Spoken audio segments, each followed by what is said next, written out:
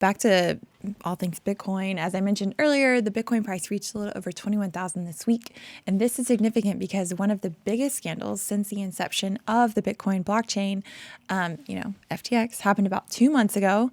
And obviously, we've seen a huge decrease in price. So this was kind of a crazy event to see it jump over 20,000. Everyone was very happy about that, just signaling that we're on the up and up, that nobody can take it down. All right, so 2022 is obviously a horrible year for all things crypto, especially Bitcoin, and Texas is leading the way on the rebound of that. All right, so here are a few reasons why I can say that with all the confidence in the world that Bitcoin is important and it's here to stay, and that Texas is leading the way. So the Texas Work Group on Blockchain Matters emphasized in the report the importance of Bitcoin adoption in the U.S. and specifically Texas. So this may sound kind of repetitive because I've talked about it a lot. I know we've mentioned it a lot on the show, but it's actually like such a huge development because everything on the state level influences the federal level. So we're going to talk about this more later in the show, but Texas politicians are being educated on the importance of the Bitcoin network. Texas is home to the majority of all the Bitcoin miners in the world. Global Bitcoin adoption is just getting off the ground. And a few weeks ago, I think we have a graphic for this, but at the Miss Universe pageant, Miss El Salvador dressed up as a Bitcoin. Stunning. Did you see this? Stunning. Did you watch the pageant? No, I try not to watch the pageants, but I did see her all over the Twitterverse. Yes, there was there's endless memes, but honestly, I thought it was a joke at first, but then I was like, oh, okay, that's actually pretty cool. It's highlighting Bitcoin, but anyway. Yes. Okay. And Nigeria, of course, is soaring with increased adoption in several use cases there.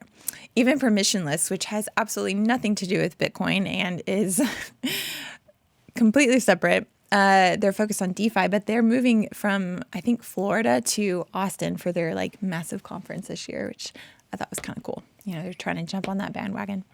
So anyway, Bitcoin allows you to be a sovereign individual. And I think once you get a taste of that, it's hard to go back. Once you see it, it's really hard to unsee it. I totally agree with you, Becca. And I'm so happy that we're on this upswing. Yeah. And try as I might, I couldn't find one particular event that occurred that caused the increase. I mean, do you have any hunches about why we saw this in such a short time?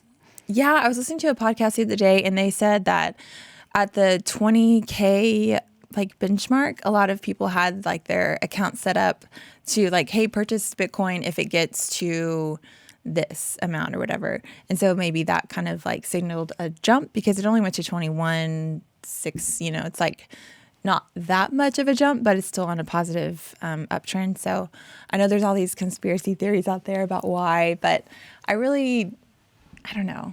I think it's just part of the market. I agree. I mean, I have to agree with you. You're the expert here. No, I'm not. You're my go-to expert. And some people are saying, is this a bull run? Is this a bull trap? I mean, do you know the difference? Because I don't actually. I guess the run would be it just keeps continuing on an upward swing, whereas a trap would be it hits a certain threshold and then drops back down potentially.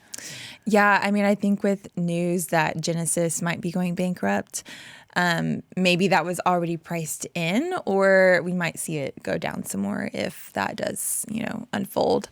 So we'll just have to wait and see. I mean, honestly, who knows? It's always a roller coaster ride. Always.